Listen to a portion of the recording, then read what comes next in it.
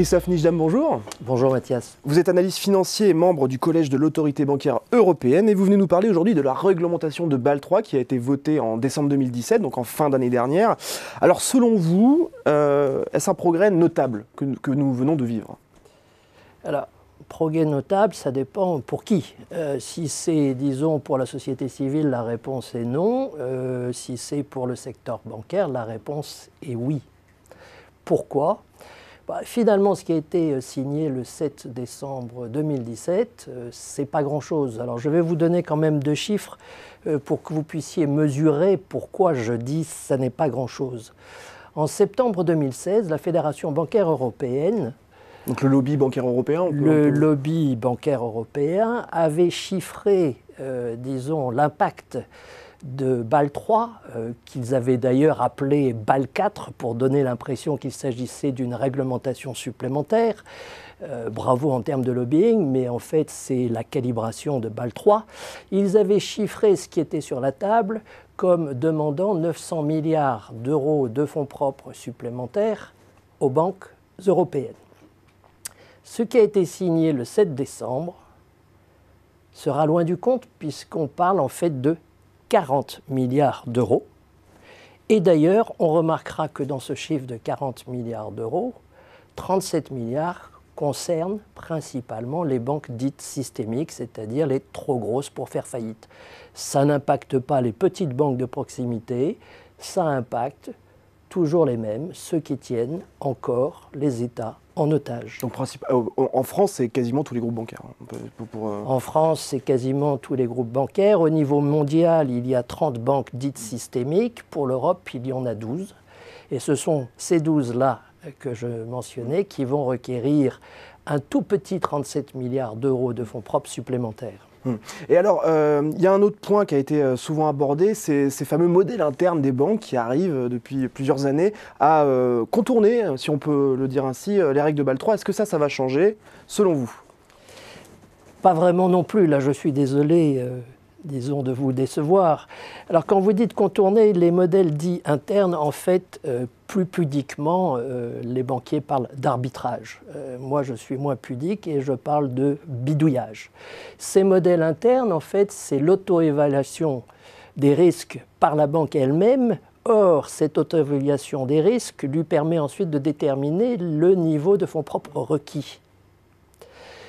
Il y a je simplifie, il y a deux types de modèles pour, disons, évaluer ces risques et les fonds propres requis pour le système bancaire.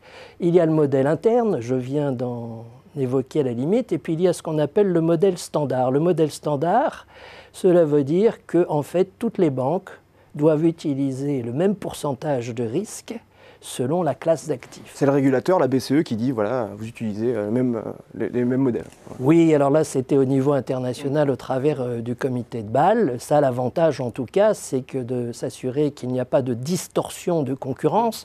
Par exemple, en Europe, les très grandes banques systémiques bénéficient, puisqu'elles peuvent utiliser ces modèles internes qui sous-évaluent leurs besoins en fonds propres, elles bénéficient d'un avantage concurrentiel par rapport aux petites banques qui, elles, n'ont pas les moyens d'utiliser des modèles internes et donc utilisent les modèles standards qui sont plus conservateurs. Et donc selon vous, ce que dit Bâle, ça ne change pas grand-chose en fait? Ça ne change pas grand-chose. Alors pourquoi? Eh bien, là aussi, quelques chiffres de réputation. C'est pour ça que le comité de Bâle s'était ému et avait voulu, disons, imposer des taux planchers.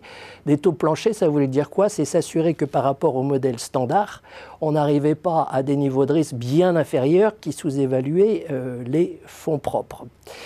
Et là, sur les dernières années, en tout cas les rumeurs de marché, ou disons des initiés, des analystes, étaient que ces modèles internes permettaient de sous-évaluer les risques et donc le besoin en fonds propres de l'ordre de 30%. Bien. Qu'est-ce que l'accord signé le 7 décembre nous dit? Cet accord nous dit, bon, on va démarrer avec un taux plancher qui sera de 50% des modèles standards. Donc qui laisse des marges de manœuvre aux banques importantes? Qui laisse encore des marges de manœuvre importantes, et ça à partir de 2022. Et c'est jusqu'en 2027 que cela va graduellement augmenter jusqu'à 72,5% des modèles standards qui, encore une fois, sont plus conservateurs. Donc si vous suivez ce que je viens de dire, en fait, on démarrait avec une situation actuelle qui était un modèle standard à 100%, une optimisation ou du bidouillage de 30%, ce qui veut dire qu'actuellement, on se situe à peu près 70%. En 2027, on sera 2,5% de ce 70%. Je suis désolé, on ne peut pas parler de grande avancée. Et donc tout cela, 20 ans, donc on est en 2027, presque 20 ans après le début de la crise. Presque 20 ans après le début de la crise et 17 ans après le début de la mise en place des accords de Bâle III qui ont débuté en 2010, mais dont l'entrée en vigueur est étalée dans le temps, notamment sur ce point-là. Donc que c'est long et compliqué de mettre en œuvre des régulations pour limiter les risques sur le système financier. C'est non seulement long, mais c'est aussi inquiétant parce qu'en 2027 ou d'ici 2027, beaucoup de choses peuvent encore se passer. Comme vous le savez, on va probablement avoir des taux qui vont repartir à la hausse et du coup, on risque d'avoir de nouvelles mauvaises surprises. Eh bien, merci beaucoup Christophe Nijdan pour cette analyse sur les nouvelles réglementations de Bâle III. Je vous en prie. Merci à vous.